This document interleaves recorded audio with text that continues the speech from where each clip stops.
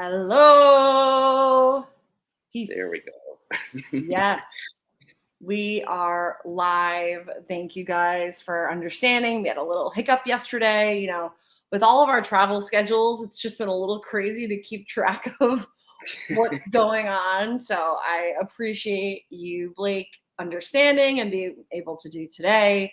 And yes, all of our loyal watchers. I know some of you were already in the chat yesterday, but we are here. And, it's kind of a good thing that we moved it today because we got some news that's interesting, curious, maybe exciting for some people. So we'll definitely be talking about that on today's episode. Are you ready to get this thing going? I'm ready. Yes. Okay. Please lower your head and watch your step while boarding. Welcome to the Attractions Podcast. You are all clear for dispatch. Have fun.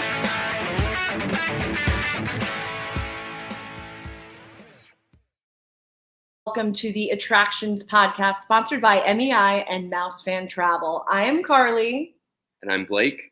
And we are here to talk to you about the latest and greatest in theme park news, as well as what's going on in our own lives. Blake, yay, I see you again. Again, so glad to be here. Yes, I'm so happy to have you. Seth, I think he's going to Disneyland, doing lots of fun stuff.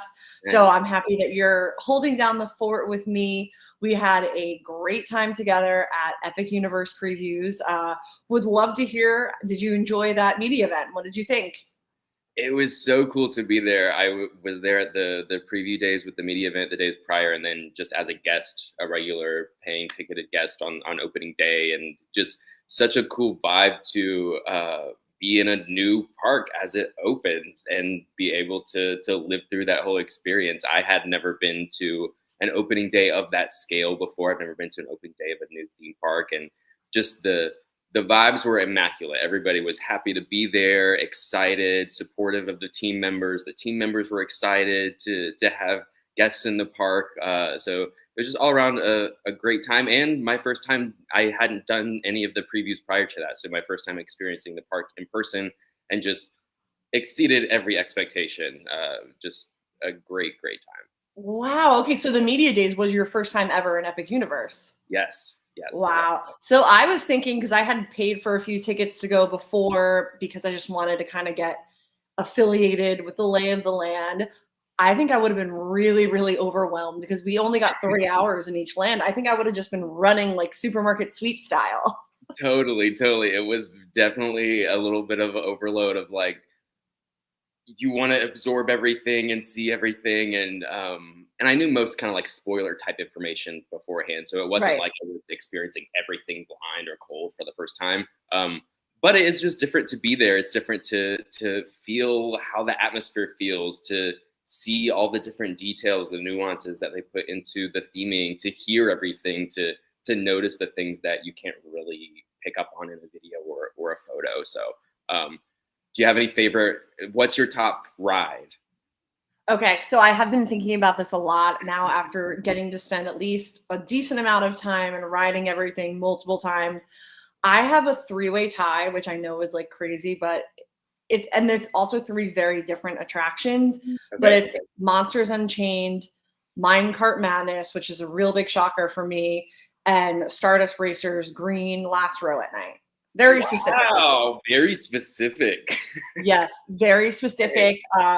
Obviously, everyone's been loving Stardust Racers. It's an amazing coaster. So that has to be high up there for me. Monsters Unchained is just like my dream dark ride attraction.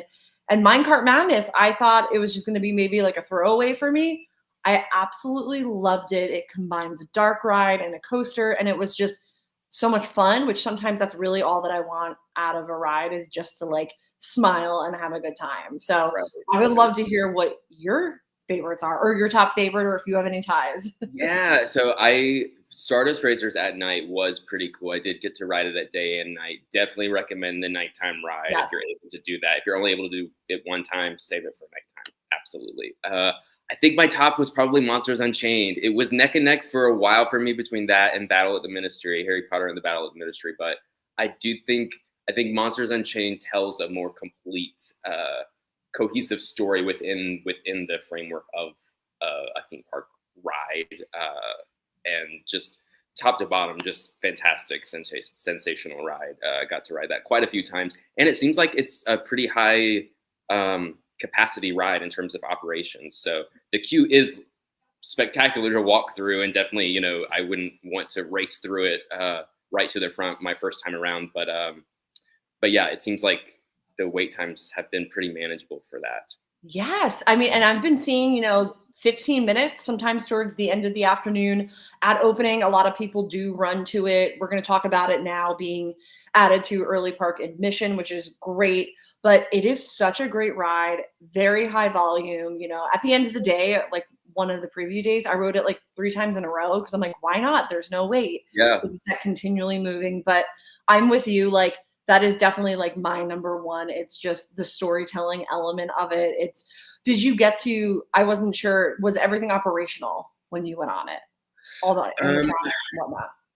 I think I don't remember how it was for my very first ride, but at some point, or there have been times where I went through and the pre-shows were down, which was unfortunate, or like one of the animatronics on the ride wouldn't be working. But at least a couple times I did see the whole experience. Yeah, no, that's great to hear. And I have the same thing. I think there was like one ride I took that it was maybe like 85%. And one time, the Frankenstein's monster in the pre-show was out, but every other time it's been working. Phantom and the Flames have been shooting up. Igor, I mean, how is he not the sleeper hit of Epic Universe? Yes, and that's what also struck me as well, is like it's funny. The script is funny. Like the characters are endearing. You have a little bit of a background of them just because of the place that the monsters have in the zeitgeist. But for the 2 main characters, I would say, Dr. Victoria and Igor, her assistant, these are new characters. They're built from the ground up within this attraction, but I don't feel like we lose anything by not knowing the context, by not having a relationship with those characters prior. I think it didn't lose anything from choosing that original path. Yeah, no, I totally agree with you. I mean, he's been also like the sleeper hit of character meet and greets. He's wandering around Darkmoor, and his interactions are just like 10 out of 10 best. Well, we could probably geek out all day on Epic Universe, but we do have, yes, I know. I'm so happy you got to experience it. It was just really an incredible event. It's probably all downhill from here because that was the craziest thing, covering what a park. But I'm glad you got to be a part of history with all of us. Yeah. So without any further ado, let us get into the news in the queue.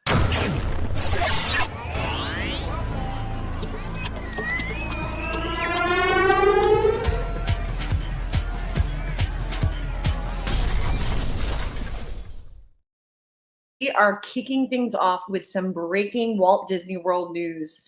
This might be a surprise to some. It was definitely a surprise to me, but we now know that the final day of operations for Tom Sawyer Island and Rivers of America is going to be this July 6th, as in like next month. So the last day to ride July 6th, it will be closing forever on July 7th to make way for a new Cars Land at Magic Kingdom. Blake, thoughts, feelings, emotions? Yeah, so this is breaking news as in like an hour ago. Yeah. So if you're listening to the podcast live and you haven't been tuned into social media this morning, this like just was announced. And our publisher, Matt, got to be on a call with some Imagineers yesterday to hear kind of the lowdown of what's coming with Cars. So we knew that Cars was coming. We knew that this area of Magic Kingdom would be closing. But the things that were still, I guess, TBD were the specific closing dates and then some of those details about what exactly these rides would entail. So as Carly said, July 6th is the final day for Tom Sawyer, final day for Liberty Bell Riverboat. And then after that, they'll kind of start the work for these new Cars attractions. It's not, so when we say Cars Land, they're not rebuilding Radiator Springs, which I think is exciting. As much as I love the California Adventure Cars Land, this is something completely different, something completely new, inspired by the Rocky Mountains. And there will be 2 attractions. One is more of a thrill ride, like an off-road, quote unquote, off-road rally race is kind of what they described it as. And then the other one will be a more family-friendly attraction. But Some new concept art was released for this. Some new water features, it looks like, which is very exciting. That will could retain some of that. I think that's what I'm most excited for. Me too. I mean, really, water creates a sort of kinetic energy in a park, and you really, really need it to make it feel alive and vibrant. And I do feel better after seeing the new concept art. And I feel like maybe some of the kickback from fans that were like, oh my God, there's going to be no bodies of water in Magic Kingdom. I think maybe if this wasn't originally intended as in the early stages, they probably were like, okay, we have to add water in, would be my guess. You need it to create a flow in the park. And I will say, based on this new concept art, it says, welcome to Piston Peak. It looks really good, especially with Big Thunder Mountain right in the background. Mm-hmm. Yeah. So that's the area that this will be set in. It's called Piston Peak National Park. The Imagineer said that it does share a name with, there's a location that's called Piston Peak in one of the Planes spin-off movies, if you remember from like a decade or so ago. They're not directly building that exact setting from that movie, but it is kind of inspired by that, and it does share a name. But they said they were also kind of looking for inspiration from not only the real Rocky Mountains, but also kind of similar aesthetic vibes that they've built in other parks and resort areas. Like they mentioned Wilderness Lodge at Walt Disney World. They mentioned Camp Woodchuck over at Tokyo Disneyland, and even Grizzly Peak at California Adventure. So kind of, I think we can expect something along, aesthetically at least, visually along those lines. And then, this means big changes for Magic Kingdom. You're going to be able to walk from Haunted Mansion to Big Thunder Mountain Railroad along a new walkway, the other side of we're currently currently part of the Rivers of America. And yeah, you can go on our site for a rundown of all of that news. Like we said, it's just was announced an hour ago, so we're still kind of processing it at the moment, right? And disseminating it all to all of you. And then I guess the other thing that I would mention is the Walt Disney World Railroad will also be modified starting July 7th. So on that date, the Frontierland station will begin to be closed. The railroad will still be operational, but it will just shuttle back and forth between Main Street Station at the front of the park and Fantasyland back in Storybook Circus. So it won't be a complete full loop around Magic Kingdom. It will still return to that way eventually, but it's going to be several years before those operations return after Cars, potentially even after Villains Land. So if you want to get a full circle tour of Magic Kingdom via the Walt Disney World Railroad, do that before July 7th. Yes, July 7th is the big day, which is just crazy because timeline-wise, I would have bet that this would have been like a fall thing after, we have a big summer with the new Nighttime Spectacular opening at Magic Kingdom. Summer is big in general, but no, they're moving ahead with this quicker than I thought. This month, we're losing Muppet Vision 3D, the Courtyard, Pizza Rizzo. So there's a lot of changes if you are visiting this summer, which is interesting, and why the timeline-wise of them doing this now. Yeah, definitely. A lot of things going, a lot of things coming, and we look forward to covering all of it. Super yes, exciting. It is definitely exciting. And then also as part of the announcement, they again reiterated they are working on a villains themed land. So this is, something that, definitely sounded maybe like a blue sky idea at D23, but they're double downing and they're said it's definitely happening. So I think it's great news for Magic Kingdom. It's hard to always let go to these attractions, especially Tom Sawyer Island, because of its direct connection to Walt Disney himself. But, change is inevitable and it's good. And we are going to have some exciting new things that kind of breathes a new fresh air into Magic Kingdom. Definitely. And I'm glad the railroad is still, I was so worried that it was going to be out of commission for another couple of years like it was during Tron, because it was same. 4 years during Tron. And so I'm glad, even though it's back and forth, it'll still be open. And they said that they're going to modify some of the seats too, in the case of like if you happen to get nauseous or a little bit sick when you're riding backwards. Since the train is just going back and forth along the same track, they're going to modify some of the seats so that no matter which direction you're facing, you'll have a choice to sit either forwards or backwards. That is great, because I am team I cannot sit backwards. I will very ill. So that is great news. And it's also great news that it's staying open so that we have some, people feeder attractions as we Mhm. lose this. It is a bummer, but we'll be following every step of the way. And we can't wait to learn more about Cars Land and also the new Villains Land coming beyond Big Thunder. And we are staying at Magic Kingdom for our next bit of news. Mickey's Not So Scary Halloween Party is returning August 15th, and the party that everyone knows and loves will be back, but they're going to be doing something which I'm very excited about, and that is going to be having treat trails. So if you've been to Oogie Boogie Bash, which is my favorite Disney after hours event, I am not the type of person that waits in like a 3-hour traditional character meet and greet. It eats up all of your time. So Oogie Boogie kind of solved this problem by doing these things called treat trails, where you're continually moving through a queue. A character is there, interacting with you in line, calling you out. You could briefly stop to take a photo, but you keep moving. And it's a good way you're going to get to see a lot of characters without having to literally stand just in a line for 3 hours and then go into a private room with them. And I think this solves a lot of those issues. And so that is one of the new experiences. It's going to be Disney Villain Encounter Treat Trails is what they're calling. We don't know much more information about what villains, but we do know that is coming. And then there's some other new things this year. So if you're, maybe on the fence about purchasing a ticket because you're like, it's the same thing every year, they are adding some new things. And this includes Mickey and Minnie meeting together in Town Square Theater, a new dance party in Tomorrowland that's inspired by Zombies 4, Dawn of the Vampires. And then Storybook Circus is being transformed into Happy Haunt for families with younger children. And additionally, we already knew about this. There's going to be a new look for the walk-around mascot character, which many, many people are happy about his glow up. What are your thoughts? He looks good. He looks fantastic. Yeah. So it's a little bit of a mix of like the main kind of tent poles of the live entertainment and Not So Scary are all, expected to be the same. You got the Hocus Pocus show, you have the Boo to You parade, the fireworks, that's all the same from years past. But it is nice to see, villains are in such high demand right now. Yeah. And especially during the Halloween season, it's nice to see some experimenting with different ways to encounter those villains beyond just a traditional meet and greet. I'm looking forward to see who they have out there, in what capacity. Is it a direct copy paste from Oogie Boogie Bash? Is it something different? Are they going to try their own version of it? But yeah, I'm looking forward to learning more details in the weeks to come. Yes, same here.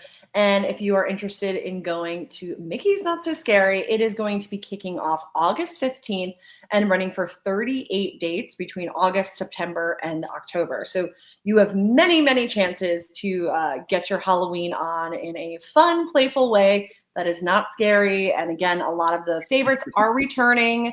And then we have some all new experiences to look forward to. And I'm definitely intrigued by these treat trails because I think they'll be a great success at a venue like the Magic Kingdom. Yeah. And we will continue talking on about Disney villains because 2 new shows have debuted at Disney's Hollywood Studios. There's Disney Villains Unfairly Ever After and The Little Mermaid, a musical adventure. And you got to see them, if I'm correct, right? Yes, I got to see both shows on opening day last week. Awesome. So we have full videos up. So if you want to go take a look at our website, you can watch the full videos of both of these live shows. But I'd love to hear from you since you got to see it. Let's talk first about Disney Villains Unfairly Ever After. Yeah, so this is a new show in the venue called Sunset Showcase. So that's right next to Rock and Roller Coaster. It was formerly the home of Lightning McQueen's Racing Academy, if you remember. Yep. that closed last year. I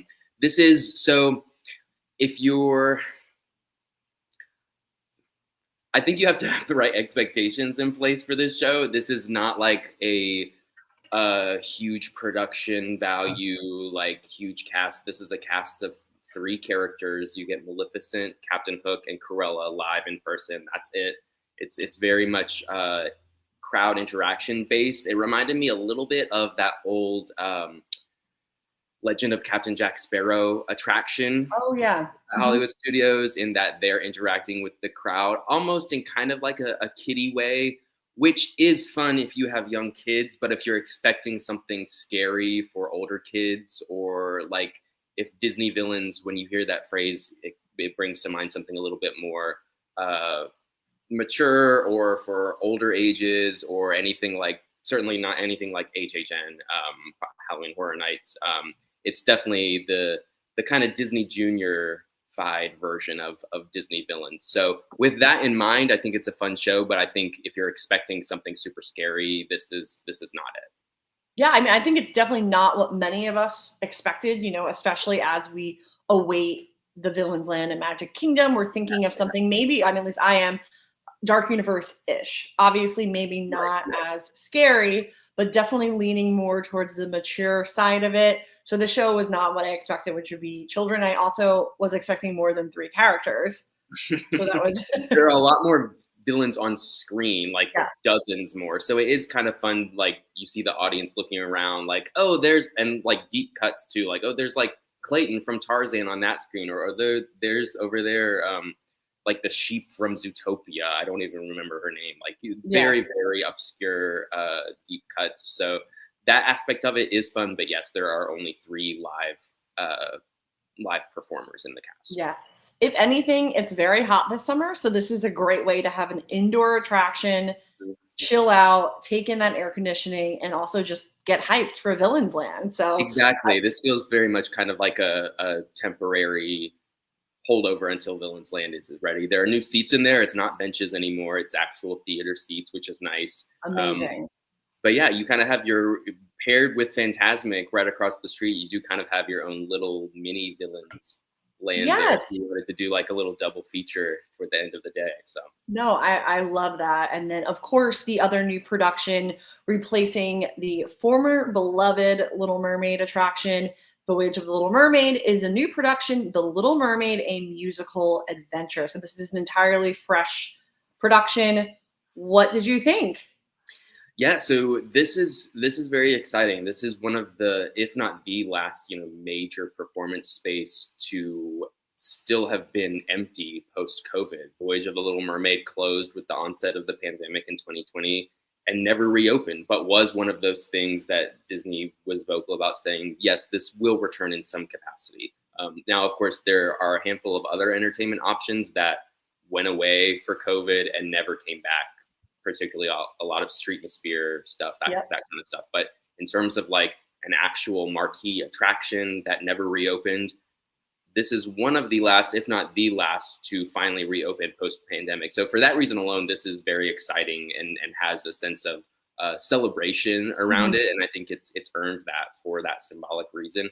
But also the show itself is great. It's very much a 2025 version of the Little Mermaid story in terms of the technology that it's able to use, in terms of just the upgrade from what the special effects were in the previous show. I don't necessarily think that casual guests may, super fans will be able to notice the difference for sure. I don't know that casual guests who haven't visited in like 10, 15 years, they probably remember that there was a Little Mermaid show and there's still a Little Mermaid show, and that's great.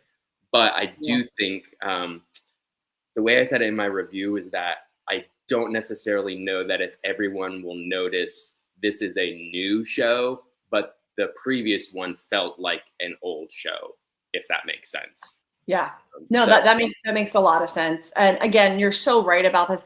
That show has just been such a staple of the Hollywood Studios experience for so long. So you felt its absence as it's been closed for so long, and this is a theme park based on movies. And it's like, we need those sort of live productions to really fully make it a full circle. And it's not just about the e-ticket attractions, which obviously Hollywood Studios is not short on those, but you need this kind of musical things and live stage production. So I'm so happy that it is finally back. And the puppetry is just so amazing. For as many shows that there are in Disney World, very few of them use puppetry to this degree. There's lots of blacklight puppets, and even like Ariel's tail is almost a puppet in itself this time. She doesn't just sit on a rock. She's like swimming around. She's still a performer, a live actor, but like her tail and the blacklight technology, or the blacklight effects, I guess I should say, allow her to kind of swim around the stage in a really cool way that yeah, definitely an upgrade to what was previously there. Amazing. So if you're hitting Hollywood Studios, this is definitely a must do. I avoided watching the video because I want to go in with fresh eyes, and I'm so excited to see this in person. So live entertainment, we love it. And I just love seeing performers, working, because it was such a rough time, especially in the theme park space for so long. So this is great, and go see it. Let's make it a huge hit. And still in Orlando, we have updated information on Epic Universe early park admission. So in case you are unfamiliar, guests that are staying on any of 11 on-site Universal Orlando Resort hotels receive early access, not just to Universal Studios Florida and Islands of Adventure, but Epic Universe. So previously, this was running with just Celestial Park Open and Super Nintendo World, but now they have added Dark Universe, which I'm really excited about. Yeah, so you have quite the suite of options when you arrive if you're a hotel guest during that early park admission time. Pretty much over half the park is available for you to enjoy, and I would imagine the addition of an entire new world in addition to Nintendo and Celestial Park kind of disperses out, any crowds that might be there even more. So you already have an advantage by being there an hour early, and now hopefully I would imagine the wait times for all those attractions would be even less because there are more attractions open for people to enjoy. Yes, definitely. That is what I'm hoping. When I had done the early park access previously, everyone ran to Super Nintendo World. And so like Minecart Madness would be instantly like 80 minutes right from the opening. So I'm hoping, obviously, Dark Universe is another real big highlight sought after by fans that are visiting Epic Universe. So I'm hoping, like you said, that this kind of disperses the people, and you kind of get a little bit of a better shot to really take advantage of that early park admission. Donkey Kong is one of the most popular rides. So is Mario Kart. So if you can get those done as a hotel guest right away, that's going to free up the rest of your day to really spend time doing other things, which I think it's so smart that they added more coming on. Yeah. And then conversely, if you're not a hotel guest, you still have, everybody's on equal playing field still for once the park actually opens for Wizarding World of Harry Potter and How to Train Your Dragon. So yes, everyone is, as I understand it, everyone is allowed actually into the park, but then they start checking for resort passes at the entry to those individual attractions. So if you're not a hotel guest, you can still enter Epic Universe itself. And even that would probably be a great time to grab some Starbucks, get some family photos in Celestial Park, just enjoy the atmosphere. And then you still have a great shot and on equal playing field with everybody once, kind of that second rope drop happens for How to Train Your Dragon or Harry Potter. Yes, absolutely. And they've been letting you queue up if you want to rope drop Ministry of Magic. So a lot of people were there, even like with the hotel access, were there, and they were going right to Harry Potter to kind of wait to be one of the first people. We know, how popular Ministry of Magic has been. So I think my best advice would be plan your attack before going, whether you do have early park access or not.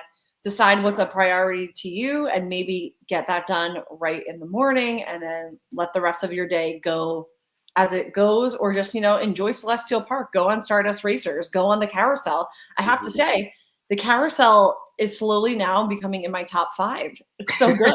It's fun. Yeah, it is. It is not like a traditional carousel at all. Yeah, Seth put a video on his Instagram I saw of rope dropping the meet and greet with Hiccup and Toothless, which I also think, at least in terms of crowd management wise, is another great option, because that line is going to move so slowly because they do spend that individual time with every family. So even that's a great option for, if characters are important to you, you can rope drop Hiccup and Toothless if you want to. So absolutely, yeah, and keep checking times, because some days he might be a little bit delayed, so you don't want to waste your full 2 hours. I mean, it's so hard. I mean, there's so many strategies you can make, but I think just best advice is decide what you definitely want to do, taper expectations, get your must-dos done, and then just kind of enjoy the vibes of the park. Definitely. And we are still in Florida. A new drone show is coming to Busch Gardens Tampa Bay as part of Summer Nights. It is called Wild Skies. It's going to feature drones, lights, music, and fireworks.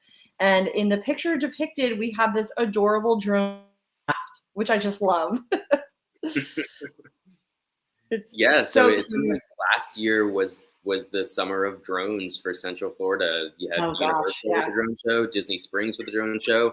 Neither Disney nor Universal has drones this year. It kind of seemed like it was going to be the next big thing. Now it kind of, I don't know. I'm wondering if it will kind of be looked back on as such a dated thing for 2024, which would seem, I don't know. It seemed like the next era of nighttime spectaculars, but perhaps not. But anyway, if you are in Central Florida and you want to see a drone show, you can make the drive to Tampa to Busch Gardens. That's the only park that has a drone show at the moment. You're so right, though. And it's so funny because years ago, Dollywood had been doing drone shows, Holiday World. All these regional parks were doing them. And I'm like, this is kind of crazy. They're doing it before, Disney and Universal in the States. Disneyland Paris did a drone show years ago. So it kind of felt like late to the party. I don't know about you. I am not the biggest drone show person. I think it's cool to watch for a second. They definitely make some really elaborate structures out of it, but I don't know. I think I'm kind of over it. Maybe I'm fatigued from the drones. Echo to all of that.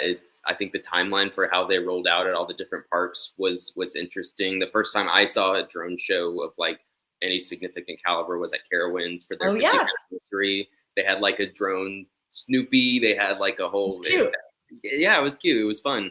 But yeah, I'm wondering now if it maybe they don't quite have the staying power as like, about 15 years ago when projection mapping was introduced, and it very much felt like, oh wow, this is the next thing that we're going to add to nighttime spectaculars for the foreseeable future. But yeah, I think it could go either way, but at least for the time being, if you want to see drones, Busch Gardens is the one and only place in Central Florida to do that. Yes, you're going to want to be going to Summer Nights between May 23rd and August 10th. And the drone show will be presented on Friday, Saturday, and Sunday nights, plus a special performance on Monday, May 26th, which is Memorial Day. And now a little something different than drones and Florida theme parks.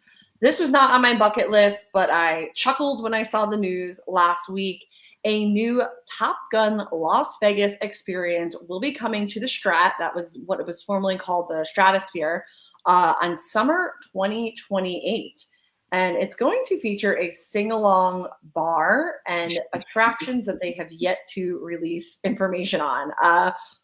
I think this is such a wonderful idea. I was just cracking up at there's going to be a sing-along bar. It looks so cool. Yeah, this is wild. Very much leaning into the hyper-themed food and beverage opportunities that we're seeing in the industry right now. I'm sure, I'm wondering how many times an hour they're going to play, Great Balls of Fire from the film, or everybody's going to stick around at least to hear that and sing that at least once. But yeah, and interesting for Paramount to approach themed entertainment opportunities in this way. A lot of the currently Six Flags parks, formerly Cedar Fair parks, were, even before that, they were Paramount parks, and Paramount IP was in a lot of regional parks around the country, including one of yours and my favorites, Carowinds, a coaster that's still there called Afterburn, debuted as a Top Gun ride. It's still there. It's still the same ride experience, but it was formerly themed to Top Gun. And so as that became Cedar Fair and now Six Flags, that IP is removed, but it's interesting to see them kind of reevaluate as, a studio or corporation or whatever you want to call that parent entity, Paramount as a whole, wanting to still do things with themed entertainment, but maybe not wanting to or being able to commit to having a full theme park company as they once did. Yeah, no, and it makes sense. And, Top Gun has just this like everlasting staying power. It's been decades since the original came out, and it is somehow still a pop cultural phenomenon. I mean, its power is just so great. And you're so right. This investment obviously is significant, but it's not as significant as making, a Top Gun land in a Sure. theme park. And so this is going to be kind of serving that need, bringing to the masses what they love right on the Las Vegas Strip, and storytelling, the action is part of the movies. I mean, there's such a depth of material to pull from and be inspired by to create this kind of fusion of rides and, cinematic storytelling. Lots of stuff coming to Vegas. Vegas is kind of becoming kind of a hot spot for if you're a fan of the parks, but don't. It's like attractions, but not full theme parks. Yes, exactly. And also we have Universal Halloween Horror Unleashed, which is opening in August. So yeah, you're so right. I mean, there's so many little one-off attractions. It's definitely, we have that Sally Dark ride there, the SpongeBob one that opened up not that long ago. It is definitely becoming a even more so spot for theme park people to get their fix in a different way. And because we'll definitely be following this, because I cannot wait to see when they announce details on what exactly the ride is. Do you have any guesses or any hopes? I don't know. I don't know exactly what they have the space to build or what. Yeah. So I have no idea what to expect, and I've never been to Vegas. So it kind of, all of these attractions rolling out, from Area 15 to, like you said, Horror Unleashed. It's kind of like, I think if you went to Orlando, but you only decided you were only going to go to International Drive. Yes. Like you weren't going to do anything else, but just stuff on I-Drive is kind of the vibe I get from that. That is a perfect analogy. And I think these are going to be better than anything on I-Drive. I mean, they are. The one other side of the thing is when you do these individual attractions, you end up spending more money than you would if you bought a day ticket to a theme park, which is the only caveat. When you go to these, escape rooms or whatever, these immersive experiences that take maybe 3 hours and Meow Wolf, whatever, they're not cheap. So that's the one little thing. If you're doing a bunch of these, the cost of this could be a very expensive Las Vegas trip. That's true. Yeah, I hadn't considered that. It's if you were to kind of boil down, what is the cost that you would pay for a Monsters Unchained if it was just Monsters Unchained, or that kind of thing. Yeah. Well, if it was just Monsters Unchained, I'd spend a lot of money. Right. This is the best. And we are continuing with our last bit of news in the queue. That is also another one of these little regional phenomenons that we're seeing pop up everywhere. There is going to be a new Godzilla The Ride, a flying theater attraction. It's going to be directed by Oscar winner Takashi Yamazaki, and it's opening soon. So these are not going to be newly built flying theaters. They are going to be using the existing I believe it's iRide flying theaters that have, they're all over the country. I believe there's one in Niagara Falls. They're in major cities. And have you ever done one of these new generation flying theaters? I haven't, but I have seen the Godzilla movie that this director previously helmed, Godzilla Minus One, and it was fantastic. I feel like Godzilla movies kind of have a rep of being okay, yeah, it's just a monster smashing up a city. This one was very cinematic, very tasteful. So I feel like with that same director in charge of this, that excites me to want to experience this. And it seems like it's going to be in a lot of locations. We don't know exactly where. I did personally reach out to the representative from, I believe it's Toho is the company kind of partnering with them to build this. They said they weren't quite ready to share the location information just yet, but as I understand it, it's coming relatively soon, and it will be in multiple locations around the country. That's very exciting. I've done a few of these newer generation ones. If you're used to Soarin', this is next level. It is really, they have built on the technology, and it's just gotten so much better in advance as naturally happens. And something so visual like Godzilla, I imagine a few good jump scares on this too. I do scream when the whale comes out, that is what I kind of envision. I feel like this is absolutely a perfect, meeting of the creative minds to put these two together. And I would definitely love to check these out. They're so fun, these flying theaters. I've done there's been a Christmas one where you go on the Polar Express. There's a really cool steampunk themed one in Pigeon Forge near Dollywood. They're really exciting, and I think Godzilla is perfect for it. And if you also are a big Godzilla fan, Lotte World in South Korea is going to be opening a King Kong by Godzilla Dark Ride, December 2025. This sounds amazing. Godzilla getting all the love. Yes. Another one with a pop cultural phenomenon, staying power. It's a brand that continues on, and little kids love it, adults love it. So it makes a lot of sense. So before we get into our main attraction, let us hear a quick word from our sponsor. The Attractions Podcast is brought to you by MEI and MEI-Travel. Whether your next vacation is a magical trip to the theme parks, an exciting adventure to the pyramids of Egypt, or just a relaxing cruise on the turquoise waters of the Bahamas, MEI-Travel provides premium service and expert advice to help you get the most of your vacation. They are always free of any hidden fees or costs to you. Visit them at mei-travel.com.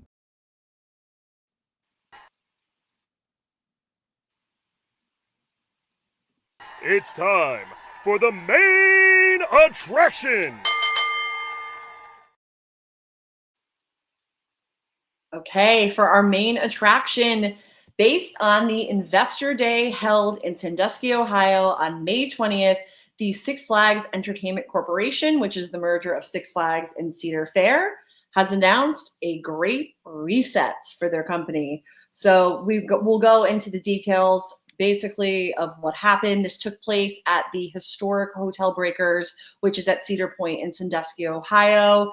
And this marked a major milestone because it has been a year since the merger of the two companies. And they kind of shared their vision of how they see it moving forward and the changes they're going to be making and implementing leading into 2028. So let us talk about a little bit about what this means. So the new Six Flags, with all the parks combined, now is 42 parks altogether. And their main focus is going to be reaching 58 million in annual attendance and $3.8 billion in revenue by 2028. Again, a part of this great reset where they are going to spend time streamlining, cutting wasteful spending, and reinvestment in areas that are a priority to us. What did you think of this announcement?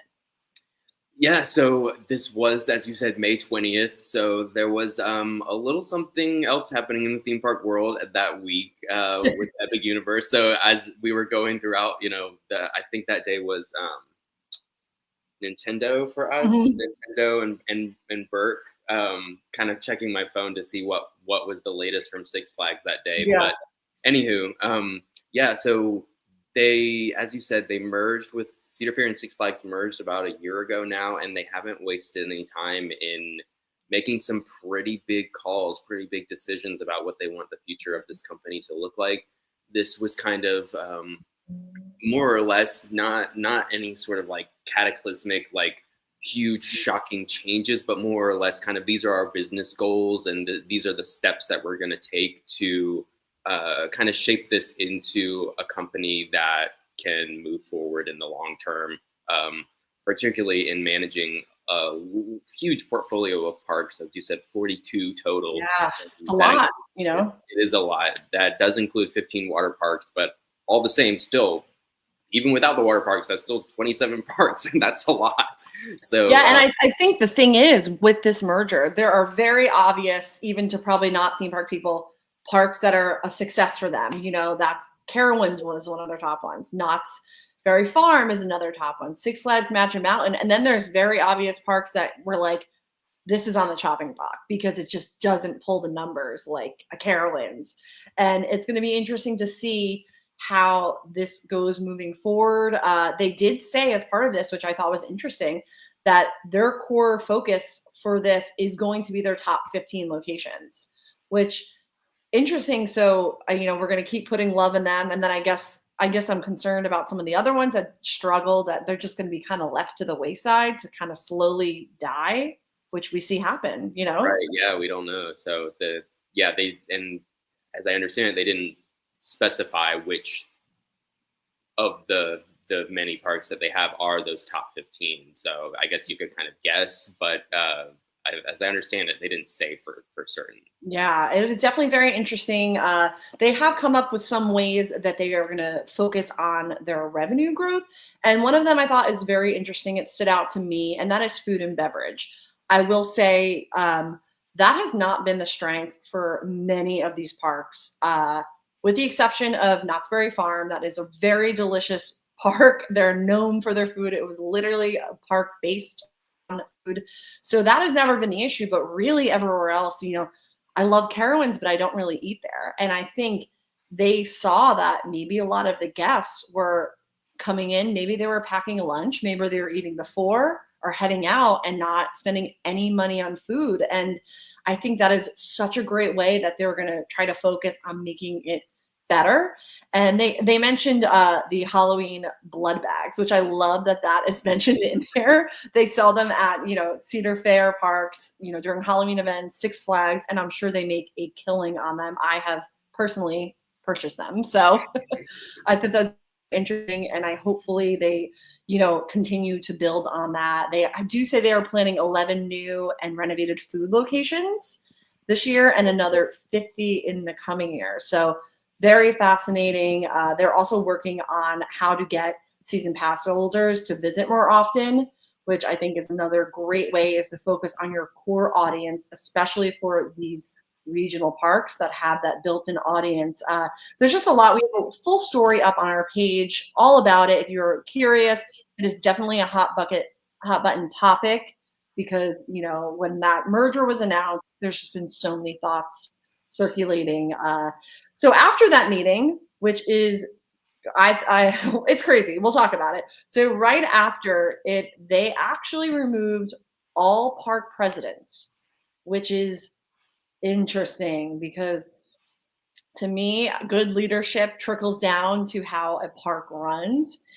And just like behind the scenes, when Six Flags and Cedar Fair merged, they switched to a regional operation.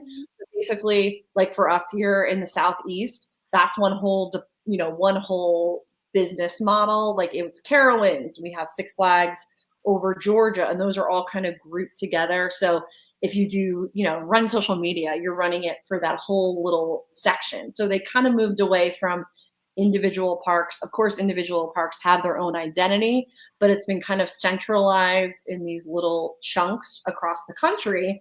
And now, as part of moving into that regional model, they have removed all of the presidents from each park. What are your thoughts? This is a very significant change. So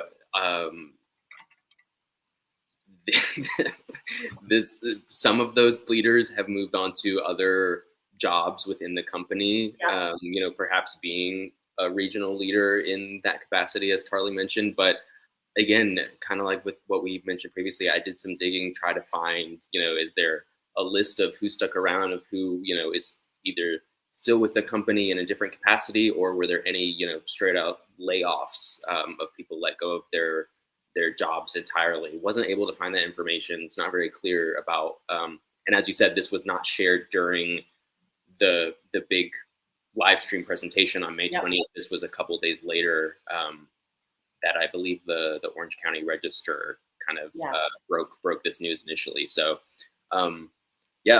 definitely a very big change. Maybe if you're business savvy, you might have anticipated something like this happening in a merger of this scale, but still nonetheless a very big change that will influence the parks, and I would imagine all of their management teams in a pretty big way. Absolutely. And we will keep on it as we have more updates. What we do know for sure is that the portfolio is going to be trimmed ever so slightly at the end of the 2025 season. Six Flags America, which is near Baltimore, Maryland, and its adjacent Hurricane Harbor Water Park, they will be permanently closing.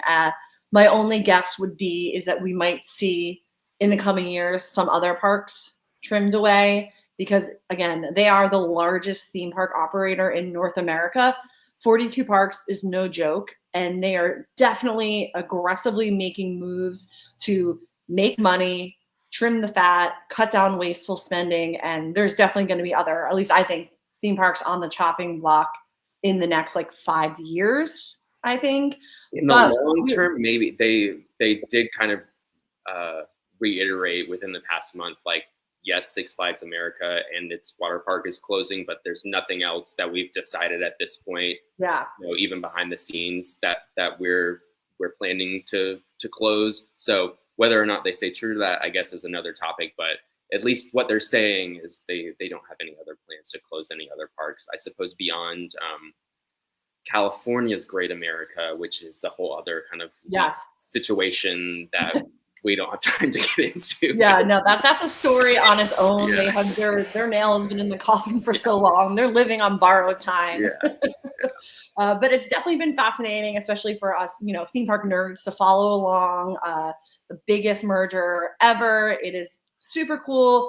We will keep you posted as we find new information, but have no fear. Carowinds is not going anywhere. Knott's Berry Farm is not going anywhere, and Six Flags Magic Mountain. Those are not going anywhere. Those are safe to, for the generations to come. But before we go, we want to thank our sponsor, MEI and Mouse Fan Travel. And I want to remind everyone to give us a rating and review on Apple Podcasts, Spotify, or wherever you listen. And you can give us a like and subscribe on YouTube. And be sure to follow us all here at attractionsmagazine.com and across your favorite social media accounts at Attractions Magazine. Blake, how can folks follow you? So I am the managing editor of our website team at attractionsmagazine.com. We have, of course, continued coverage from Epic Universe. Still, I know for those of us who've been following the park for so long, it seems like, all right, Epic Universe is open. We've been in it for so long, but a lot of people are still learning about the park for the first time, and how amazing that we are able to kind of fill them in with so much coverage from our team over the years. And even new content. This week, Carly has a new story on the site about some cheap eats you can find at Epic Universe for under $15, which is a great story with a lot of great tips. And we have, of course, our print magazine, which is 64 pages of Epic Universe goodness if you're looking for a grand opening souvenir, whether you were in the park and wanted, one of the things that sold out, or you weren't able to visit the park on the grand opening, but still want a little piece of that theme park history to remember it by. We have a print magazine. It's available now. You can find it on our website, attractionsmagazine.com, with 64 pages of Epic Universe grand opening photography, artwork, behind the scenes interviews, all that good stuff. Yes, I love it. And you're so right. I didn't purchase any of the grand opening stuff, and I kind of regretted it after. So I think I'm going to just frame this, and that's going to be my, grand opening statement piece. It is really, really beautiful. It's a beautiful, glossy, high quality magazine. So I can't wait to get my own copy. And if you want to follow me, I am at Adventures by Carly. Thank you guys so much for joining us on this lovely Tuesday. And until next week, I hope you guys stay safe, try something new, but most importantly, have fun. Thank you so much, Blake, for joining me. I love when you can come in and co-host. And until then, we will see you real soon. Bye.